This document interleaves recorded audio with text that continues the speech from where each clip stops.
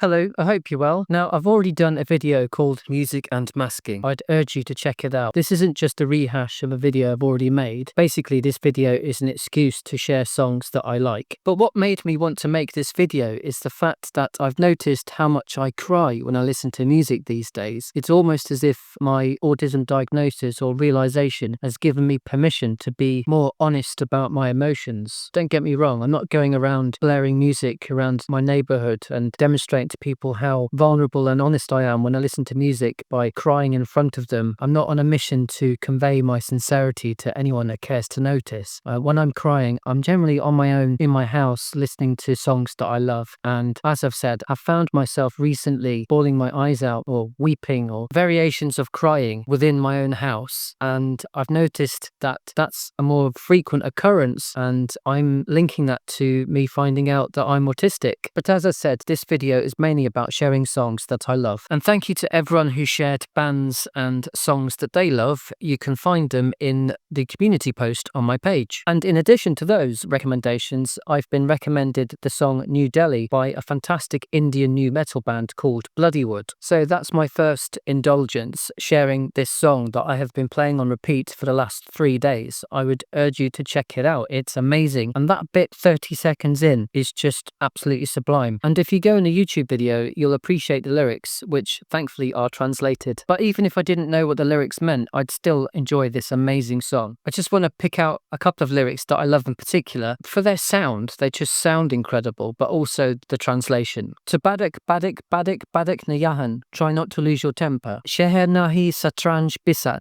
This is not a city, this is a game of chess. I've absolutely butchered the pronunciation of those lyrics. I apologize. You'll just have to seek out the video on YouTube and enjoy it for yourself. And underneath the video is possibly my favorite ever YouTube comment. I'm an elementary school teacher in Canada. Every Friday I have a music appreciation period showing music genres and musicians from around the world with my class, about half of whom are Indian immigrants or the children of immigrants. A few weeks ago I introduced my class to this band and they absolutely loved them. I absolutely love the idea and image of these elementary school children being played this really, really loud nu metal song, which has at least one swear word when I last checked. Not sure what the parents think about that. So in addition to recommendations of bands, artists and songs, some of you made some comments about how music makes you feel. So I'm going to share some of them now. I'm so grateful you're in my life. You make everything better. You've kept me going. I wish I could live again and hear you forever. You are so special.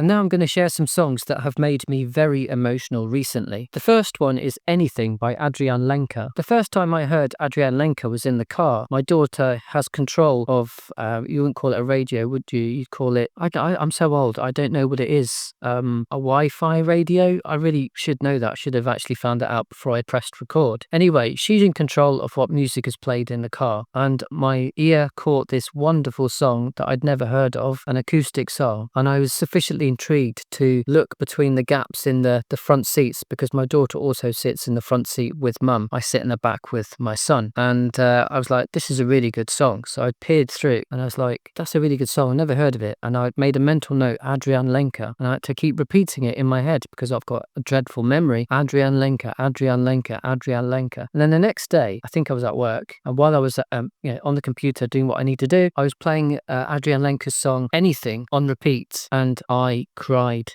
like a baby. It was just the most unexpected, the most emotional experience I think I might have ever had listening to a song. I felt like I was having some sort of, not spiritual experience, this sort of massively cathartic moment. But then I did it again. and again and again. At least 4 times I listened to this song and sobbed just as hard. And the lyrics are incredible, but I can't figure out whether it's the lyrics that moved me so much or the way she sings it, the sparseness of it all. It's basically her and guitar. It's just absolutely beautiful and captivating. And I cried and cried and cried. And I'm just not sure whether I would have cried so much maybe 3 years ago, 4 years ago, before I've started my autism journey. So go and check out Adrian Lenker. Anything. And the good old algorithm suggested that I check out C Rose because I was listening to Adrian Lenker on repeat. And I was a bit reluctant to click on C Rose because I thought, well, hang on, that's manipulative algorithm. I want to find my own music. I want recommendations from my daughter. I want my imaginary friends to make these recommendations. That's a silly thing to say because Orin,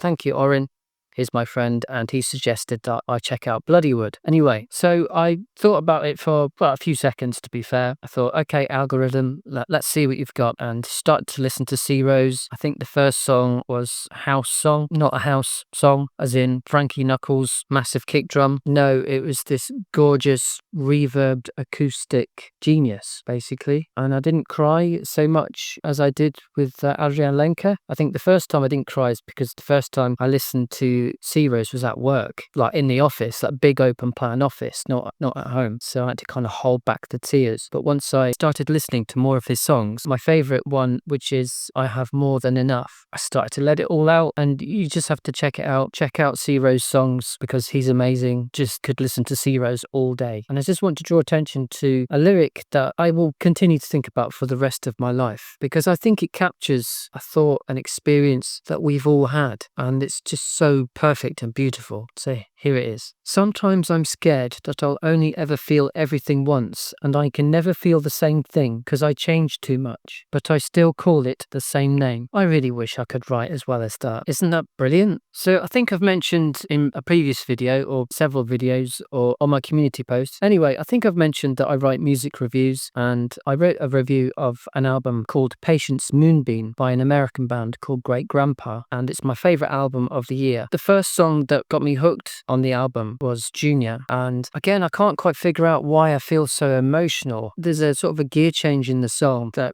in combination, the lyrics again in combination with the jangly guitar and violin just set me off into a land of tears. I can't figure out why because the lyrics aren't particularly tragic, so it must be just the sound that accompanies the lyrics. But that said, I'm going to again share some lyrics, these ones by Great Grandpa. We weren't working on your daddy's mile. I saw you twirling. It drove me wild. That's it. That's the part that got me crying. Pretty basic lyrics, I suppose, but it's the way you sing them. I'm pretty sure all musicians would say that. It's not just about what you're writing and what you're singing. It's the way you sing it, and the way that they're sung in that song just is incredible to me. I recently reviewed the 10th anniversary edition of Sufjan Stevens' Carrie and Lowell, which I was absolutely thrilled to do. I absolutely love the album. Every song will make you emotional, I guarantee. The one that really got me going about a week ago, and probably when I first heard the album in its entirety, is The Only Thing. There's a bit in this song where he sings, I want to save you from your sorrow. And then there's this gorgeous cascading guitar line that is just absolutely heavenly. And I was really caught off guard when I was, listening to the album again 2 or 3 years probably after I first heard it. So I was listening to it again for this review, reminding myself how amazing it is. But of course, because I was trying to make notes for a review, I was analysing particular parts, see what I could focus on within the review. So while I had that sort of analytical mindset, I wasn't just listening for pleasure. I was completely taken by surprise by this part in the song. And then that cascading guitar line, I just couldn't believe how much I felt about that part of the song. I'd clearly forgotten how emotional it had previously made me feel. Although I think that's my point, that when I first heard it, before I realised that I'm autistic, I might not have felt as emotional. I think, something's clicked in my mind and I just feel that I have permission to let it out. And you really have to listen to that song or that part of the song to truly understand what I mean, as obviously goes for all of the songs that I'm going to mention in this video. So yeah, please check out Carrie and Lowell. I just want to mention a couple more songs by Sufjan Stevens. Mystery of Love, which is in the film Call Me By Your Name. And I think that's when I first really became interested in Sufjan Stevens. And Mystery of Love contains possibly my second favourite favorite lyric after the Sea Rose lyric, and it's this. It's the first one. Oh, to see without my eyes the first time that you kissed me. Just incredible. But again, I don't think it's so much the lyrics on their own. It's his singing style, guitar technique. It's everything. He's just a gift to the world. And another song that I want to quickly mention is Futile Devices. And there's a lyric, and I mean, I love the sound of it. It's a really sad song, sad and beautiful song. But I just want to draw attention again to a lyric because it reminds me of what started my autism journey, what made me eventually realize that I am autistic, and it's this lyric. And I would say I love you, but saying it out loud is hard, so I won't say it at all. And that sums up my wedding speech, which I screwed up because I didn't say that I love my wife out loud to 80 people. I just couldn't bring myself to do it. And for whatever reason, 13 years after my wedding day, my OCD brain, decided to torture me with this regret, this mishap, and I just played it over and over until I felt suicidal. And after lots of research, lots of watching YouTube videos over many months, I finally realized that I'm autistic, and sometime after that got a formal diagnosis. But it all started with that wedding day regret, and Sufjan Stevens has made me feel better about that. I mean, I'm cool with it now. You know, it's almost a blessing now because it made me find out that I'm autistic, and I've connected with you guys. So it's all good. It wasn't good at the time, but it's all good now. I'm not the only one that struggles to say I love you out loud. And an entirely different track is one by Sultan and Shepherd, and it's called Assassin. And before I got into the Bloodywood track recommended to me by Orin, I was listening to Assassin on repeat. Completely different, melodic house or progressive house, whatever you want to call it. And, you know, I really am a massive fan of progressive house. And during lockdown in particular, I listened to a lot of house music. Ben Boomer, Marsh, Lane 8, really popular house music producers. Anyway, so ever since then, really, since lockdown, I've been into house music. And quite recently, again, probably the algorithms recommended that I listen to Sultan and Shepherd. And I thought, okay, yeah, let's go for it. And this song, Assassin, is incredible. But what I love about this track, this house music track in particular, is not just focused on being sort of sonically beautiful, as so many house music tracks are, in my view. But it's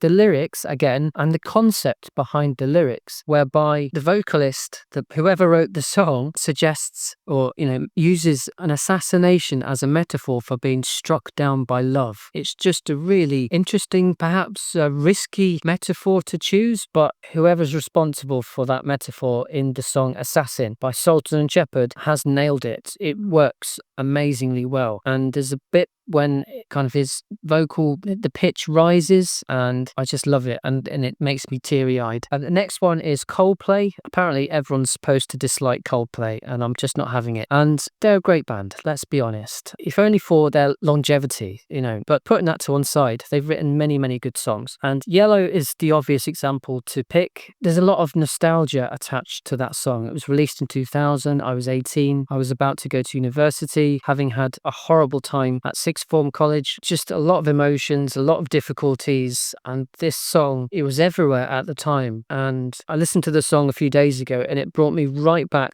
to the year 2000 when I felt like I had my whole life ahead of me. And so, you know, I'm mentioning it now because it means a lot to me, that song, but also because listening to it more recently, I feel even more emotional about it. And I wonder whether that's due to me knowing that I'm autistic, post-diagnosis grief, you know, trying to understand this still new knowledge that I have about myself, and also just the realization that a lot of my life has already happened, and I increasingly think about winding down, shall we say. So Yellow makes me feel a whole bunch of emotions. Also, when I was at university, I listened to Kings of Convenience on repeat. Quiet is the New Loud. Definitely in my top 10, probably my top 5, top 3. I don't know. I've not written a list of my top 10 albums, which is quite unusual for me because I do like writing lists. But Quiet is the New Loud is so meaningful to me. And again, it takes me right back years ago to university. My favorite song in particular is I Don't Know What I Can Save You From. I just like that idea. Like, I know you need to be saved, but I don't know what to save you from. Yeah, it's a really interesting concept. I'm a sucker for interesting concepts. I've just realized this. It's not just about lyrics and, you know, sound effects. don't like using that in relation to music. Sound effects, that sounds like I'm cheapening music. You know what I mean? Obviously, I appreciate those, I appreciate lyrics, but concepts behind songs, if they're well done, I'm going to appreciate them. But putting that to one side, the whole album is just blissful. Fantastic lyrics. Listened to it on repeat at university when I wasn't listening to Coldplay and Radiohead. And I Don't Know What I Can Save You From reminds me of a particular person, particular day, just a really special moment. And I remember that person decided to walk away from me, or rather they didn't respond to the text message that I sent them 8 years ago. I'm clearly not bitter about it at all.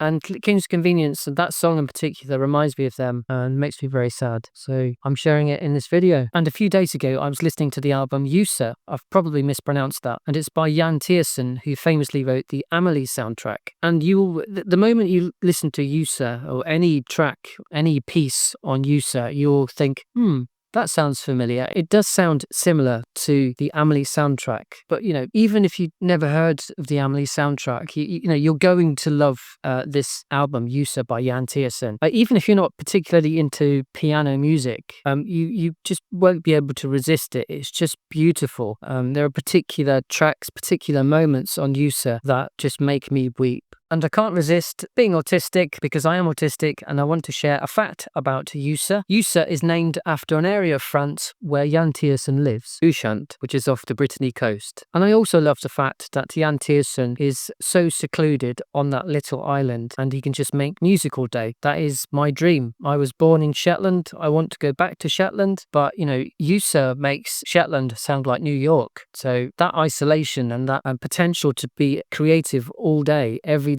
I'm so jealous of Jan Tiersen, but he has much more talent than I have, and he deserves to have his own space and time to make gorgeous music. So I hope that indulgence was fun. I hope you check out the bands, artists, the songs that I've mentioned and recommended. Have a look at the community post and find out about more bands, artists and songs. I'm a music evangelist. If I like a song, I want to tell the world about that song. I write music reviews. That's why I write music reviews, because I want people to be enthusiastic about music that I'm enthusiastic about. But this isn't just about me sharing songs that I like. It's me thinking out loud about why songs are making me more emotional than they used to. If you've got any theories about that, please share them with me. It could be another video. It could just be food for thought while I'm in the kitchen making dinner and sobbing my heart out. Share your thoughts, share your themes, your ideas. I'm always here to listen. I love hearing from you. And yeah, particularly if it's music related, I'm going to be listening even more intently. So thanks again for listening, and take care.